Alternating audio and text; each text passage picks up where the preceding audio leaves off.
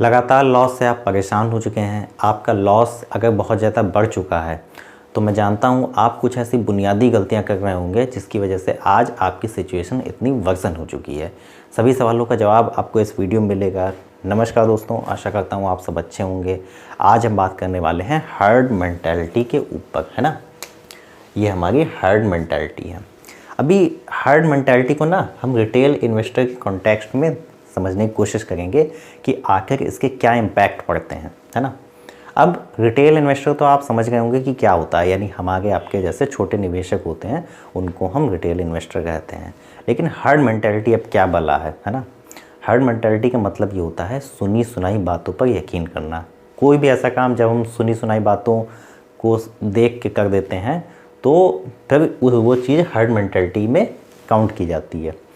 मतलब उस चीज़ के ऊपर हमारी रिसर्च नहीं होती है, बिना सोचे समझे सिर्फ हमने कानों से सुन लिया है किसी को ऐसा कहते या करते और हम उस काम को कर देते हैं। उस चीज़ को कहा जाता है हर्ड मेंटालिटी।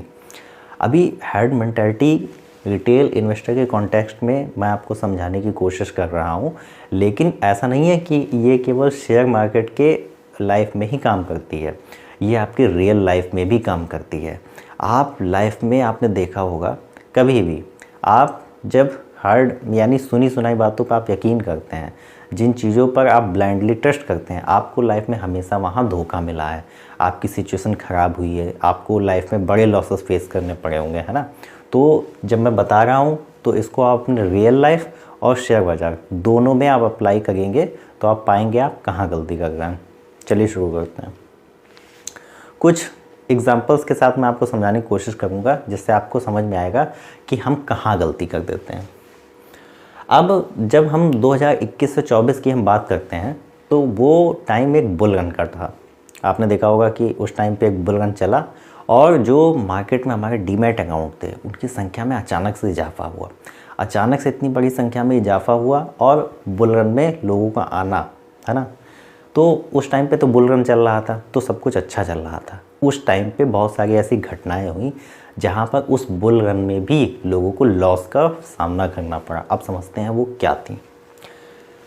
सबसे पहले ये डोज कॉइन का हम एक एग्जांपल लेते हैं जहाँ पर रिटेल इन्वेस्टर जो था हमारा, जो हमारे आपके ऐसे छोटे निवेशक थे, वो फंस गए थे। हुआ क्या था 2021-22 के टाइम पे ये जो डोज कॉइन था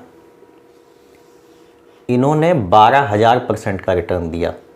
अब ये रिटर्न इतना ज़्यादा बड़ा था कि रिटेल इन्वेस्टर्स ने जब इस चीज़ को देखा तो सबके सब डोज कॉइन को ख़रीदने के लिए भाग पड़े। डोज कॉइन एक तरीके की क्रिप्टो करेंसी है जिसने ये रिटर्न दिया था। अब ये जो रिटर्न दिया था इस पे इलॉन मस्क, वही अमेरिका वाले साहब जिनका स्पेस एक्स है, उन्होंने एक ट्वीट दिया और इसके जो प्राइस है इसमें ज़बरदस्त इजाफा हुआ। लेकिन एक इसमें दिक्कत थी, ये जो क्रिप्टो था ना इसका कोई बेस नहीं था। इसका प्राइस हाइक तो बहुत ज़्यादा ऊपर चला गया, लेकिन क्योंकि इसका बेस था नहीं और जो हमारे आपके जैसे जो छोटे रिटेल निवेशक थे जिन्होंने बिना सोचे समझे सिर्फ एक हाइप के सहारे एक हाइप क्रिएट हो गई कि ये यहाँ से भी बहुत अच्छा रिटर्न देगा और इसके पास्ट में इसने जो रिटर्न दिया है, ये आपने जो 12,000% का रिटर्न देगा, उसको देख के इसको हाई पर ख़रीद लिया, बाई कर लिया। उसके बाद में हुआ ये कि जब इसका डाउन शुरू हुआ तो बहुत सारे लोग इसमें लगातार एवरेजिंग करते चले गए और उसमें एग्जिट प्लान नहीं किया, जिसकी वजह से हुआ क्या, उन्हें लॉस फेस करना पड़ा। पहली गलती तो एक डोज कॉइन क्रिप्टो के तौर पे रिटेल इन्वेस्टर ने की थी। ये तब की थी जब बुल रन चल रहा था।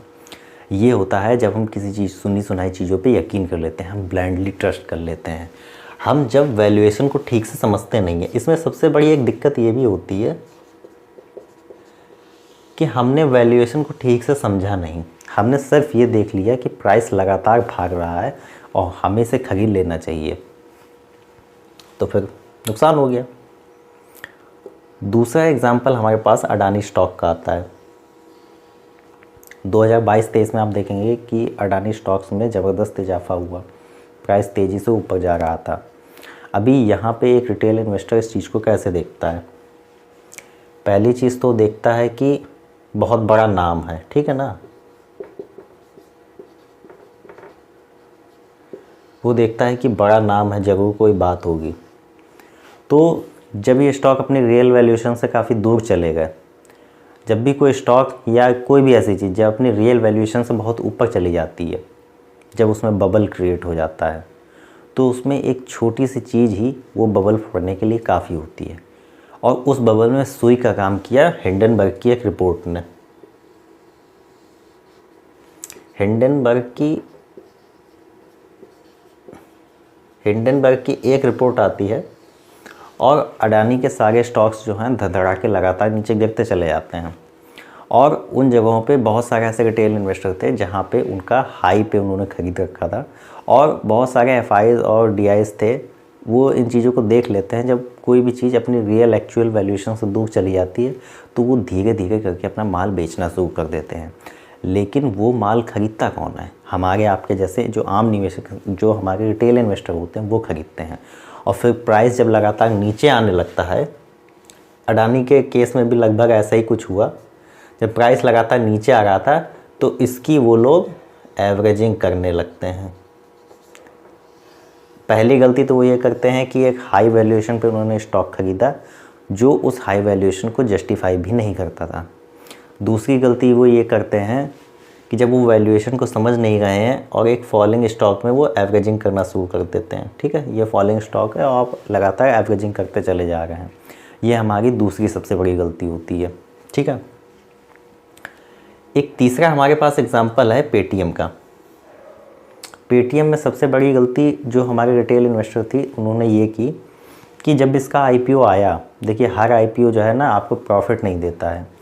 पेटीएम एकमात्र ऐसी कंपनी थी जिसका टर्नओवर तो काफ़ी ज़्यादा बड़ा था, लेकिन ये एक लॉस मेकिंग कंपनी थी ना।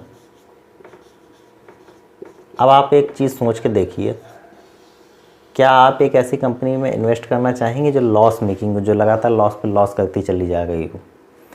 कोई भी ऐसी कंपनी जिसका आईपीओ आ रहा है और वो अभी तक प्रॉफिटेबिलिटी नहीं आई है उसकी, यानी वो प्रॉफिट नहीं जनरेट कर पाई है और कंसिस्टेंटली लॉस पे लॉस कर रही है, वो कोई भी आईपीओ हो सकता है। ये सिर्फ एक एग्जांपल है पेटीएम का, लेकिन इसकी जगह कोई और भी कंपनी हो सकती है, तो उसका जो है डाउनफॉल होना ही होना है, यानी उसमें आपको प्रॉफिट नहीं मिलेगा। ठीक है, ये तो हो गई तीसरी गलती। अभी इन तीनों गलतियों में एक चीज़ कॉमन है।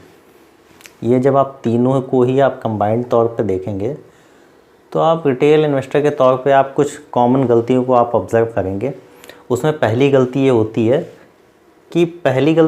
कि उसमें फोमो बहुत होता है। एक रिटेल इन्वेस्टर में फोमो बहुत होता है। फोमो का मतलब ये होता है कि किसी चीज़ को मिस कर देना। एक एग्जांपल से मैं आपको समझाता हूँ कि मान लीजिए एक स्टॉक का प्राइस 100 रुपये था, अब वो 100 रुपये से वो बढ़कर 150 रुपये हो गया, और ये सब उसकी आंखों के सामने हुआ।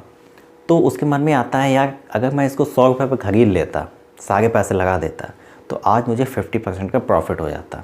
ठीक है, तो ये जो चीज़ें उसके दिमाग में लगातार चलती रहती हैं। बहुत सारे ऐसे स्टॉक्स को ऑब्जर्व करता है जिसमें इस तरीके का रिटर्न आता है, प्राइस अचानक मूव करता है और फिर वो सोचता है काश मैं अगर यहाँ पे होता तो इतना प्रॉफिट कमा लेता।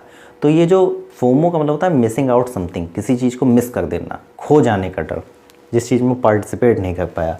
तो फोमो की वजह से वो क्या होता है, बहुत ही हायर प्राइस पे वो चीज़ों को खरीदने लगता है। उसको लगता है कि यहाँ से प्राइस ना बहुत ऊपर जाएगा और वो उस वैल्यूएशन को जस्टिफाई नहीं करता है, तो फिर उसको लॉस का सामना करना पड़ता है, जैसा इन कई केसेस में कॉमन देखने को मिला है। दूसरी चीज़ होती है ग्रीड, लालच। ग्रीड, लालच एक ऐसी चीज़ होती है ना, हमारे यहाँ बड़े बुजुर्ग भी समझाया करते थे कि लालच बेटा जो होती है बुरी बला होती है। लेकिन जब भी हम किसी स्टॉक्स के प्राइस को बहुत तेज़ी से मूव होते हुए देखते हैं तो हमारे मन में लालच आ जाता है। हम सोचते हैं कि कहीं ये वाली चीज़, यानी जिसको हम फोमो कहते हैं, कहीं हमसे ये चीज़ मिस ना हो जाए, और हम फिर उस चीज़ में एंट्री बना लेते हैं और फाइनली हमें लॉस का सामना करना पड़ता है। तीसरी चीज़ ये होती है, हमारी अपनी खुद की मार्केट रिसर्च और एनालिसिस नहीं होती है। देखिए लाइफ में, लाइफ हो चाहे स्टॉक मार्केट हो, आप कभी भी जब दूसरे के सहारे रहते हैं, आपकी खुद की मार्केट रिसर्च और एनालिसिस नहीं होती है, आपकी खुद की समझ नहीं होती है। बहुत सारे ऐसे रिटेल इन्वेस्टर हैं, मैं आपसे कह रहा हूँ ये बात, आप में से बहुत से ऐसे लोग होंगे जो किसी स्टॉक को देख रहे हैं बाई करने को, मार्केट में कोई न्यूज़ आ गई है, ठीक है ना, कुछ लोग पूछते रहते हैं कि कोई मुझे एक ऐसा स्टॉक बता दो कि आप उसमें एंट्री बना लें, आप उसमें बाई कर लें शेयर और आपको बहुत सारा प्रॉफिट हो जाए। ये सब चीज़ें देखिए इनडायरेक्टली ये सब चीज़ें गलत होती हैं, है ना। आपको खुद अपनी रिसर्च करनी चाहिए, तब आप जो है ना किसी भी डिसीजन पे टिके रह पाएंगे। वरना होगा ये कि कोई स्टॉक अगर आप अंधी में आप गलती से मान लीजिए अगर कोई स्टॉक मान लीजिए बहुत अच्छा ख़रीद भी लेंगे, मान लीजिए एक्स कोई स्टॉक है, ये एक्स आप अपनी उस एक्स को मत समझ लेना, ये एक्स मान लीजिए कोई स्टॉक है और आपने इसे 100 रुपये पर ख़रीद लिया, मान लीजिए ये स्टॉक है भी बहुत अच्छा और ये स्टॉक मान लीजिए 90 रुपये पे आ गया, और जैसे ही ये 90 रुपये पे आएगा तो आपका जो है ना कॉन्फिडेंस हिल जाएगा। क्यों? क्योंकि आपकी कोई रिसर्च नहीं थी, आपने इसकी एनालिसिस नहीं की थी, आपको इस स्टॉक की ना उतनी डीप में समझ नहीं थी। तो हमारा होता क्या है हमारे साथ में, हम इस स्टॉक को सेल करके चले जाते हैं।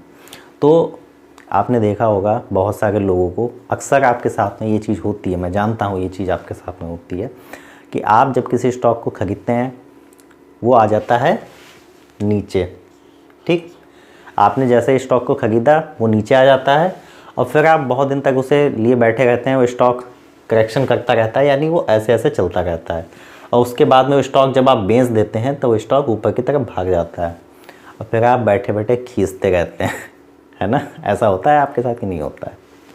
ये सारी चीज़ें होती हैं। अब ये जो सारी गलतियां हम करते हैं, हमने न्यूज़ देख ली, हमने बहुत सारी चीज़ें सुन ली और हम स्टॉक्स में शेयर्स बाई कर लेते हैं, इसके पीछे मैं अब आपको एक साइकोलॉजी बताता हूँ, कैसे ये हमारा दिमाग कैसे काम करता है। आपने एक सोशल मीडिया पे इन्फ्लुएंसर देखा होगा, और एक और बहुत ही इम्पॉर्टेंट मैं बात आपको बताता हूँ कि आपने बहुत सारे ऐसे सोशल मीडिया पे इन्फ्लुएंसर्स देखे होंगे, कोई आपसे कह रहा होगा साहब आप 99 रुपीज़ का आप ये अगर कोर्स ख़रीद लेंगे तो मैं इसमें आपको एक ऐसी बात बताऊंगा ना कि आपका सारा लॉस रिकवर हो जाएगा और आप बहुत ही आसानी से 1 से 1.5 लाख रुपए कमा सकेंगे, आपका सारा लॉस रिकवर हो जाएगा। कोई कह रहा होगा कि अगर आप 1000 रुपये का ये कोर्स ख़रीद लेंगे तो साहब आपको इसमें ऐसी चीज़ बताई जाएगी, आपको बिल्कुल मज़ा आ जाएगा। ऐसे कई तरीके की कैटेगरी के आपको कोर्स देखने को मिलेंगे। इन लोगों से आप बचिए, इन लोगों से दूर रहिए। इनमें से जितने भी ऐसे आपको सोशल मीडिया इन्फ्लुएंसर्स मिलेंगे उसमें से 70 से 80%, छोटी बात मैं नहीं कह रहा हूँ, 70 से, ठीक है, 70 से 80% आपको ऐसे मिलेंगे जो खुद लॉस में हैं और वो आपको ऐसा कोर्स बेच कर किसी तरीके से अपना लॉस रिकवर करना चाहते हैं। और आप ऐसे चंगुलों में फंस क्यों जाते हैं? देखिए, जब भी किसी इंसान का लॉस होता है तो उसके अंदर ना पेन बहुत होता है, वो काफ़ी सफ़र कर रहा होता है, वो सोचता है किसी तरीके से उसका ना लॉस रिकवर हो जाए और आपके इस इमोशन का फ़ायदा उठाया जाता है, उसका बिज़नेस किया जाता है और फिर वो इस तरीके से आपको जब कोर्स बेचते हैं और आप ख़रीद लेते हैं तब आपको पता चलता है कि ये चीज़ें एक्चुअल लाइफ में काम कर नहीं रही हैं, शेयर बाज़ार में ये चीज़ें उस तरीके से काम नहीं कर रही हैं। बहुत सारे चीज़ों का आपको टेक्निकल एनालिसिस का आपको डीप में नॉलेज तो दे देते हैं, लेकिन वो चीज़ें एक्चुअल लाइफ में काम नहीं कर रही होती हैं। देखिए, मैं आपको एक सिंपल बात बताता हूँ, शेयर बाज़ार में जो पैसा है ना बहुत ही सिंपल तरीक़ों से बनता है, लेकिन कोई भी इस चीज़ पे यकीन नहीं करता है ना, उस बारे में बाद में बात करेंगे। तो एक एग्ज़ाम्पल मैं आपको बताता हूँ, वो क्या है। आपने एक सोशल मीडिया इन्फ्लुएंसर का मैं नाम ले रहा हूँ, उसका नाम है बाप ऑफ चार्ट।